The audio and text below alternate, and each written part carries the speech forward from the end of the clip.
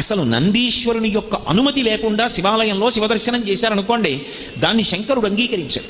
ఎందుచేత అంటే శివదర్శనాన్ని ఇవ్వడానికి మొట్టమొదట ఎవరు అనుగ్రహించాలి అంటే నందీశ్వరుడు అనుగ్రహించాలి. ఎక్కడి నుంచి వచ్చింది నందికా శక్తి శివపరివారంలో అంటే శిలాదుడు అని ఒక మహర్షి, ఆయన మహానుభావుడు.